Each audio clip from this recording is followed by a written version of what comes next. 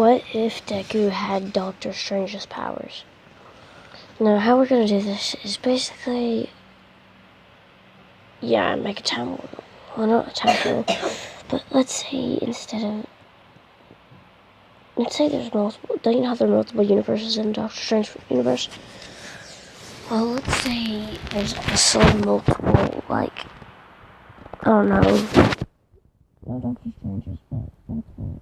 All things that Strange went to get his powers. But there's multiple places in the universes, including one in Deku's. No, let's just go skip over it. Deku is bullied by Kanchan, or aka Bakugo, and Deku gets beat up a lot. This time, let's say Deku's mother is more cold-hearted, so she doesn't care about him that much whenever he gets beat up. She's like, but you should have had a quirk and you wouldn't get beat up. Weakling. She ain't so cruel to him that she beats him. She just insults him, basically. Let's give Deku... No,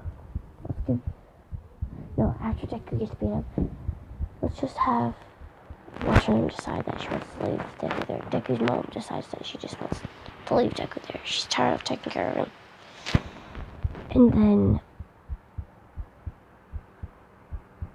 they find I don't remember what the place that Doctor Strange go to, but they find him. The people that where Doctor Strange went to, they found him. They take Deku back to their place and taking care of Deku.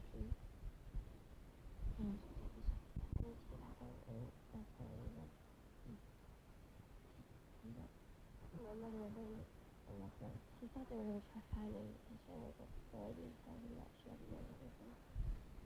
And Deku like, do you have a time report? Or he just doesn't have a quirk. Let's say this is where most of the people that don't have a quirk go. So Deku is offered a quirk. I mean, not a quirk, but Deku is offered to be taught, and Deku instantly accepts. Now, nothing really interesting happens but training and all that. And eventually Deku does get his thing, his thing. He's gonna have the cloak like Doctor Strange, and then the master, I don't know what they're called, the master of the place that the Strange went to, then they're gonna give Deku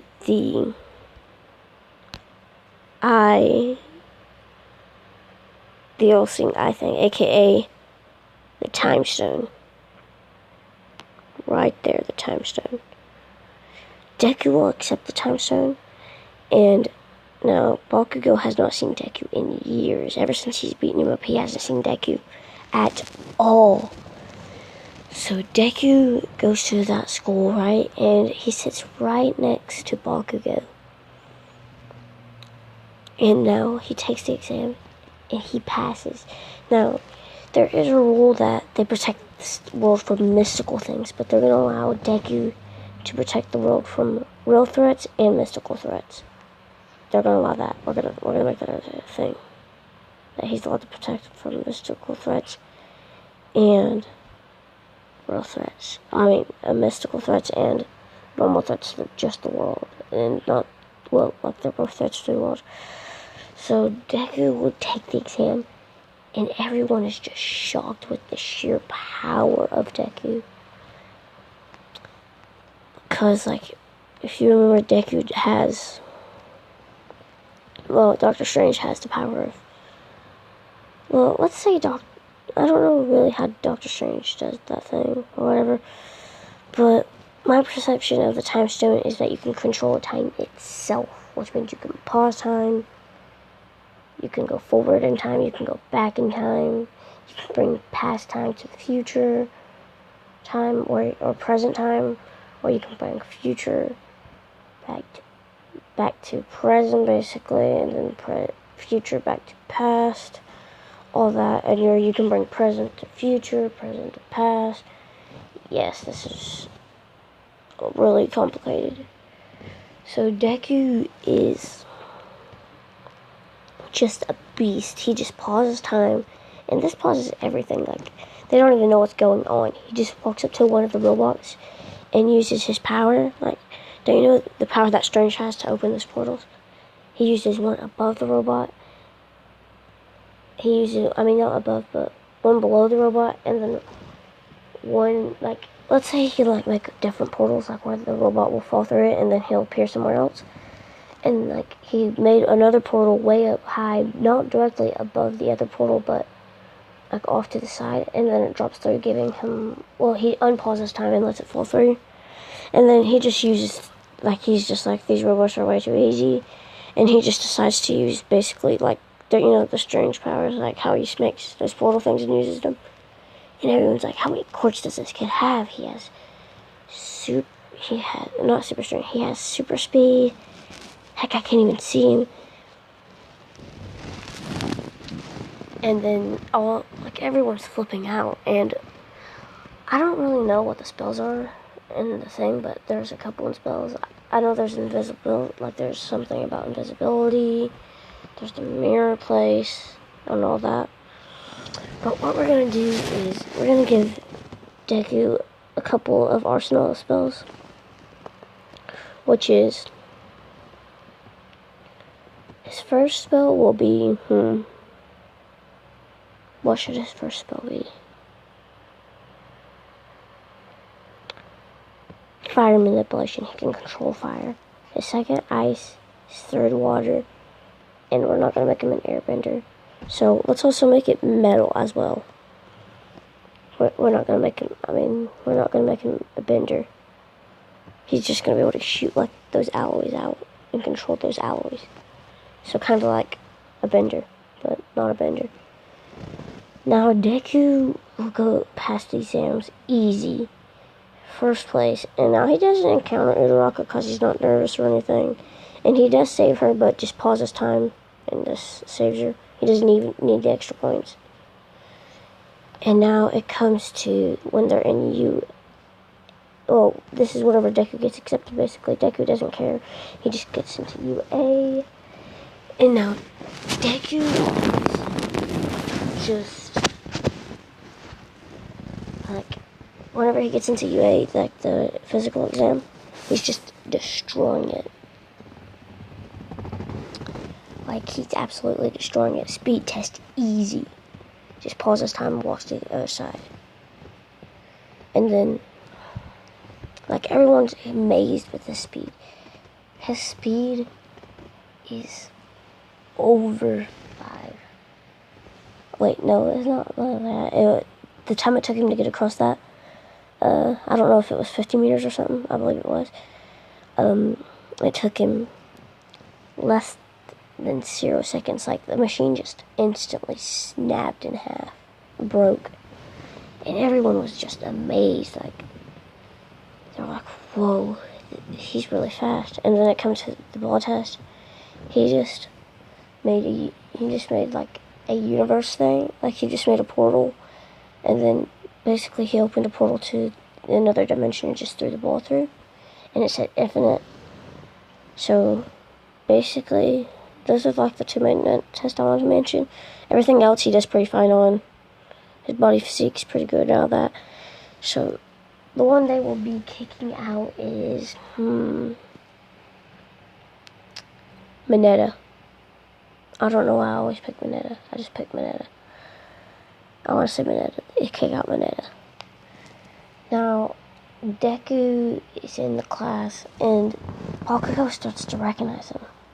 He's like, hey, is your name, and then he mentions Deku's name, Izuku Midoriya. Is your name, well, he's like, is your name Mizuku Midoriya? Like, he knows his name is Izuku, but he doesn't know his name is Midoriya. And then Deku's like, yes, it is my name. And then Deku's like, then Boku goes, huh, Deku. And as soon as he says Deku, Deku just pauses time and punches Bakugo in the gut, and like they don't feel it, but they will feel it after a little while. Like they'll feel it as soon as he unpauses time.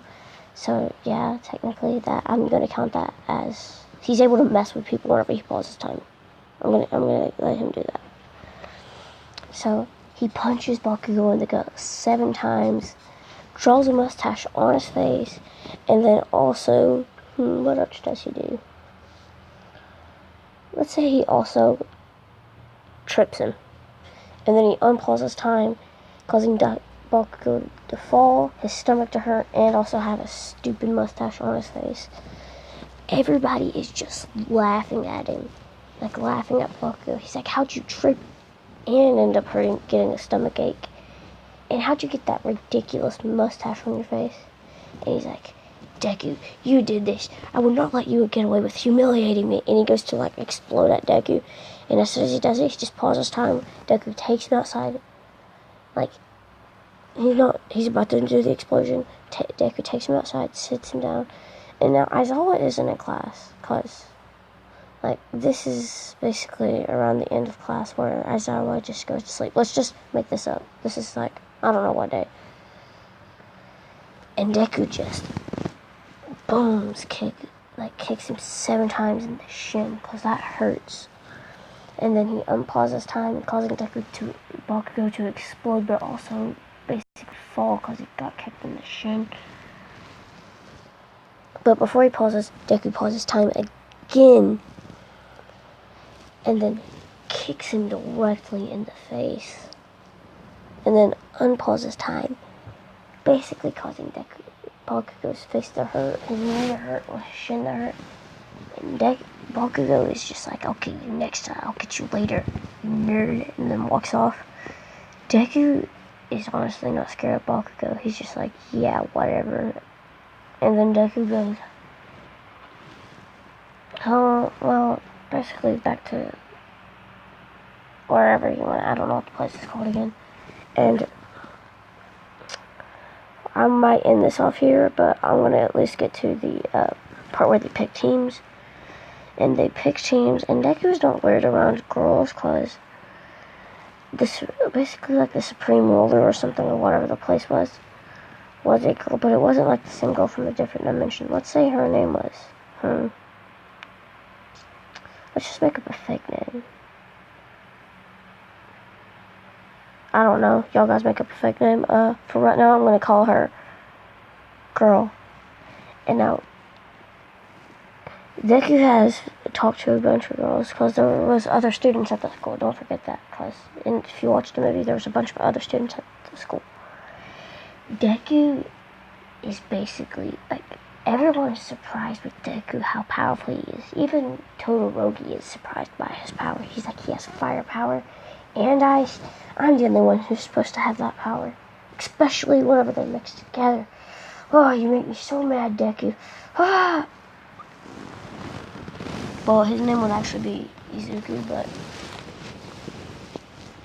I'm just going to call him Deku for the sake of my well-being and humanity.